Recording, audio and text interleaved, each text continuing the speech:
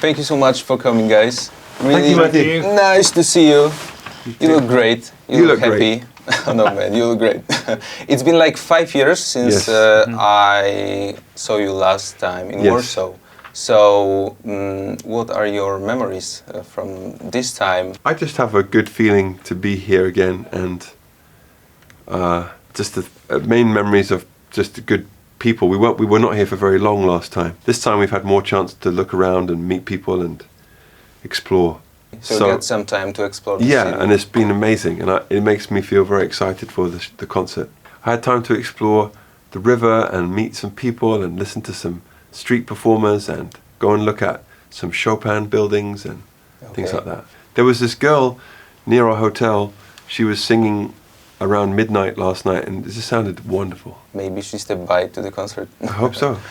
Guys, I want to just talk about the concert, the whole tour, because last time I saw you, you came here with just one stage or two stages, and now you came with like 4 or 5 of them. I don't know if we can handle that. So you mean like moving during the concert? Yep. Well, really, we have 3. Okay. Oh, well, 5. Yes, you're right. Yeah, you are right. You're right. You were right. But some of them we don't use very often. Okay. Some of them we use maybe for like 2 minutes for the whole show. Yeah. But it's nice to be able to try and get close to as many people as possible. These are big. This is a big stadium. We've got to get around the room. So you like walking? You like walking and running? I love it. Yes, I do. Even Jonny walks to...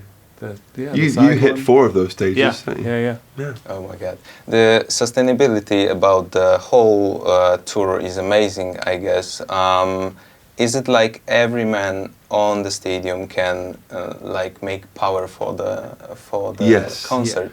Yes. So we make power for you, and you make power for us from your music. Yeah? Yes. So we have. So it's like a win-win situation. Yes. We have bikes that you can ride and generate energy, and a floor. Some kinetic flooring, which people jump up and down. That creates power. Okay. But just by being at the concert, part of the ticket money goes towards mainly 3 organizations. One is a environmental law organization called Client Earth. They sort of protect forests and things with using the power of law. Then there's a thing called Ocean Cleanup, which is these boats that go into the ocean and into rivers to collect plastic. And then there is a group called One Tree Planted, who are helping us to plant 1 tree for every ticket that is sold. So just by being at the concert, you're part of the story. Yeah. Yeah. So let the story begins here in Warsaw. Yes. Just thank you for the music of the Spheres. It's like a huge part of mine and also the whole country pandemic situation. Oh, thanks for saying that, man. So I don't know if you're aware of how much your lyrics and your music could help people during the really bad time. That's very kind of you to say, Matthew. I think, I don't really know where songs come from. They're like little gifts that come, and same with lyrics. I just try to sing what I feel or I feel other people might feel, and I accept that sometimes people like it and sometimes people don't like it. I try not to I don't really know how people react, except when we're in concert. Okay. So it's a hard thing to think about, someone listening to your music in another country when you're halfway around it's a strange and amazing thing. I know. Do you even argue anytime about the lyrics or about the music during the making process? We disagree. I say we don't argue so much anymore. It's more like someone will say I like this and someone will say I don't. But we don't. We used to get kind of heated and upset with each other, but that doesn't happen so much now. We have very polite arguments now.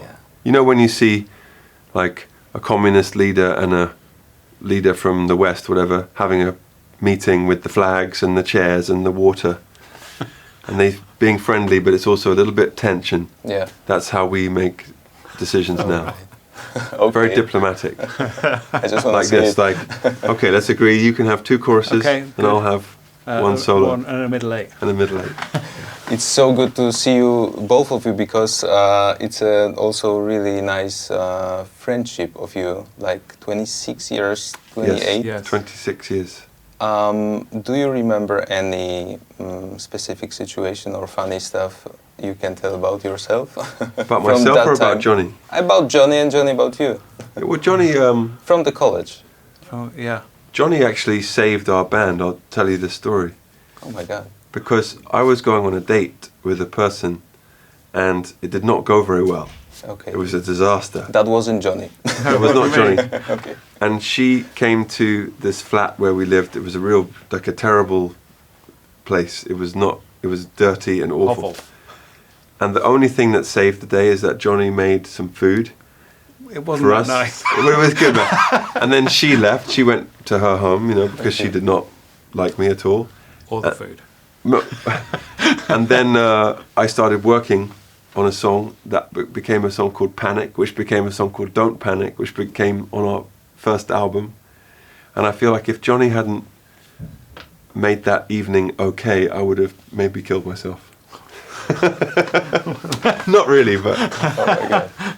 That's a really cool story. Well, it's sort of half true, but yeah. So every member of you is like most important person, every of your four. So. Yeah, we really need each other, and the music needs all four of us. Where do you get your energy to just share that energy with people? I don't know, man. It's a gift. The first time I met Chris, I thought, this person has more energy than anyone I've ever seen. I thought I was on before. drugs. I didn't think you were on drugs.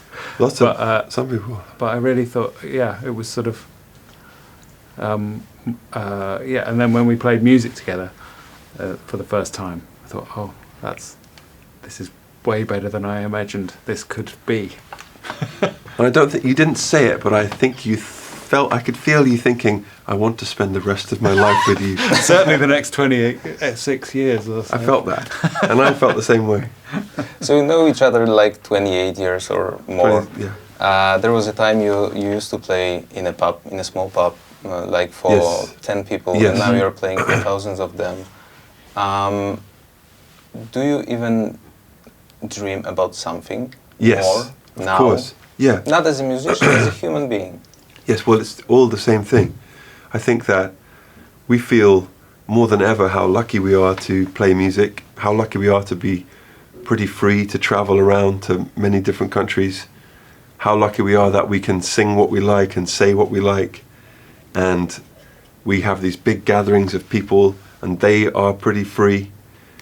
I think our hope is that, eventually we can go everywhere, because there's still some countries which are not free and a lot of people who are not free, and we realize how lucky we are and what a privilege it is. So we don't really have any ambitions in terms of success or anything, but we do have ambitions in terms of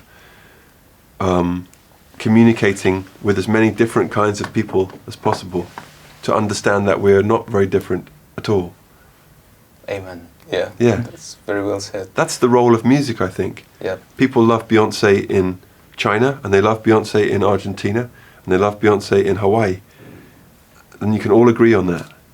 Even when all of the politics is different or people look different. So it's a good connector, and we just would like to continue being part of that connection. And she's looking amazing everywhere on the whole planet. Yeah. So just in the end, which song will be the most powerful tonight in Warsaw, guys? I think we're going to try and play a song in Ukrainian, and that might be the most powerful one. I think so. Yeah. I'm just waiting for that. Thank you so much. Thank you. Thank you. That was a great honor. Thank you so much. It was lovely to meet you, man.